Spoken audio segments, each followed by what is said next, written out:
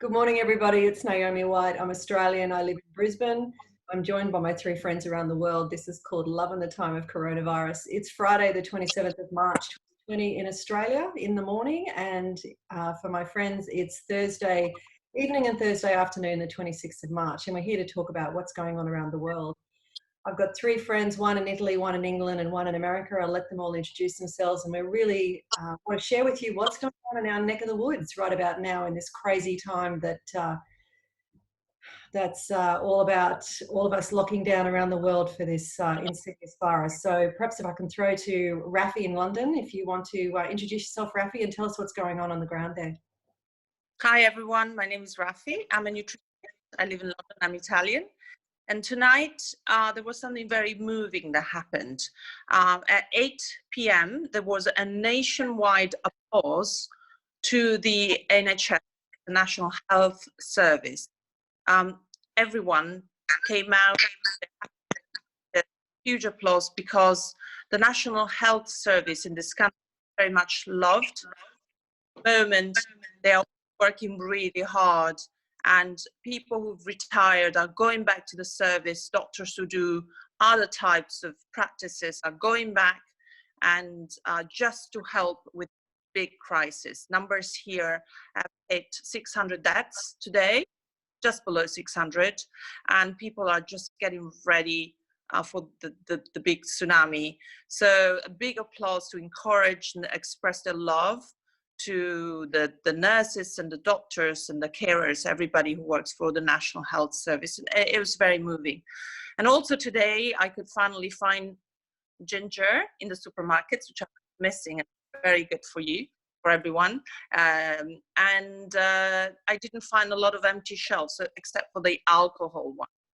But I could find pasta, I could find olive oil. You know, there were quite a few items I could find. So it was a bit of a less shocking experience going to the supermarket. There is still no social distancing, but they're getting there. So it was a bit of a better day, not in terms of numbers, but in terms of how the country is getting organized in the face of this big crisis. Wonderful. Thanks, Raffi. What about you, Patty, in California? Hi, everyone. My name is Patty Leegh, and I am a health communications specialist.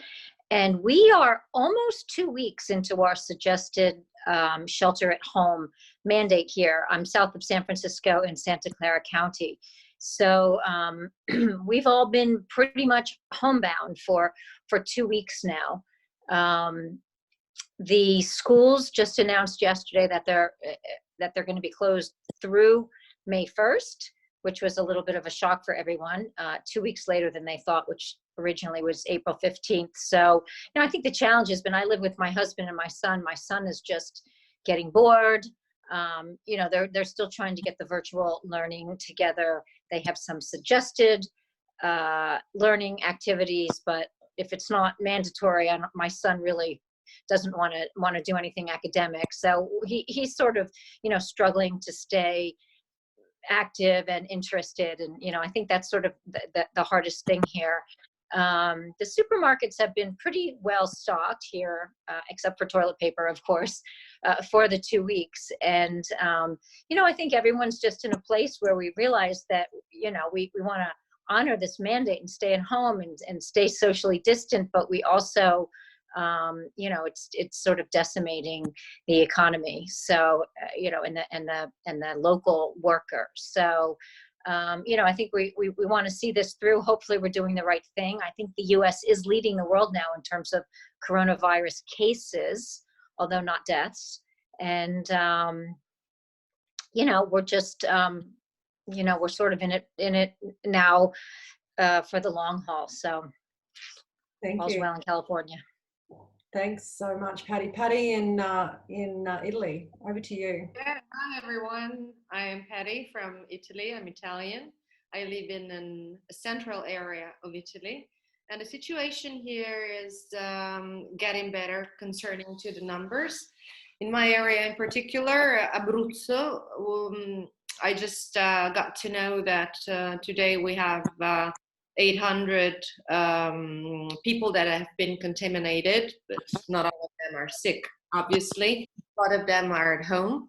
In our hospital in the town, there are 39 or 40 people. So we're doing pretty well compared to the north of Italy. Unfortunately, or fortunately, it depends on the point of view, our government has tightened and made the restrictions even stronger than before. And so yesterday I had a little down because now we cannot go further than 400 meters from our house to buy whatever we need, and we cannot trespass the borders of the towns.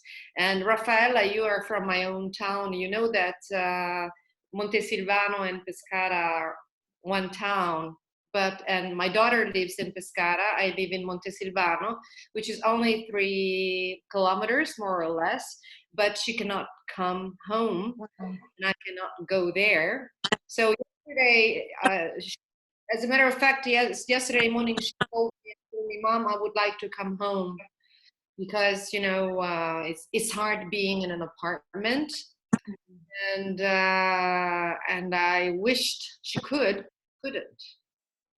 And that was hard. I called the Carabinieri, which are a local force here, and unfortunately there was this officer who answered the phone that was really, really bad. He just kept on saying, stay home, stay home, stay home. No, you can't. No, you can't. So that was kind of hard. Then I talked to a dear friend of mine who is a police officer. So and asked him about the situation, what's going on, what if it's possible for my daughter to come home. And of course, there's a possibility, of course, but the fines are quite high, even though now you don't risk anymore to go to jail, but you risk to pay up to 3,000 euros if you trespass the borders, which is so weird because I am just at the border of Pescara, you know.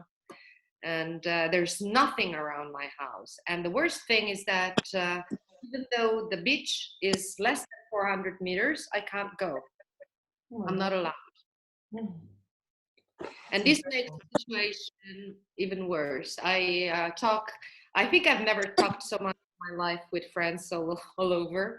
And when I arrive at this time of the evening, my throat is kind of sore because I've talked so much. And they're all pretty depressed, and I'm so sorry about that. Yeah, we really need to walk a little bit outside, and the majority of the people doesn't even have chance to walk out in a garden or in a backyard or whatever. So they're confined in small apartments without having the chance to walk for 300 meters because the police would stop them and ask them what's the reason why they're walking, you know, even though they're not contagious. So this is the situation here. I've tried to cheer up a few friends today and sent them on WhatsApp some breathing exercises and an easy meditation that they can do to relax themselves. The problem is not fear anymore here in my area, but it's depression, you know. Well, that's really interesting because you're further ahead than the rest of the world, I think, at the moment, or perhaps China because they've gone through it. Now it's my 18th day at home by myself. So in Australia, we've still got relatively low numbers compared to the rest of the world. We're about 1,200 cases nationally, and the states have just shut down their borders, which is unthinkable. And similar, because I live in Queensland, the Queensland, Brisbane is close to the bottom of the Queensland border. And a lot of people live in northern New South Wales, which is the bordering state, and they travel across the border every day to go to work because there's lots of really beautiful beaches down there. And for the first time yesterday, they policed the border. So they actually had police on the border checking every car and asking why they were crossing the border. And of course, the queues just went for miles because it's such a common thing. But we're advised to stay at home. We're advised to stay in our suburb. Most people are now, but we're not locked down. We don't have police roaming or anything like that.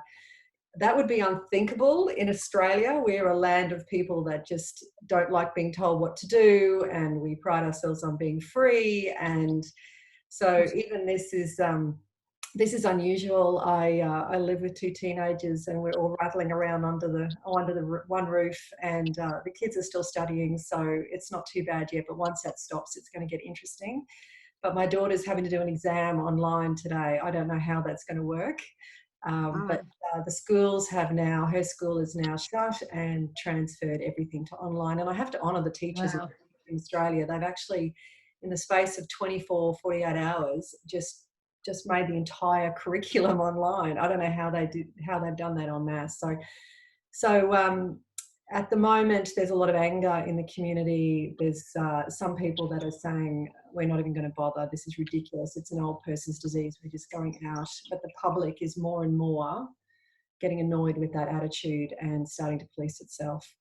There's a lot of fear, but equally I see a lot of hope and kindness and compassion. So that gives me energy and joy that we're all going to get through this. But I'll leave it there, and have a wonderful day, and I'll look forward to talking to everybody tomorrow. Fantastic. Goodbye. Bye.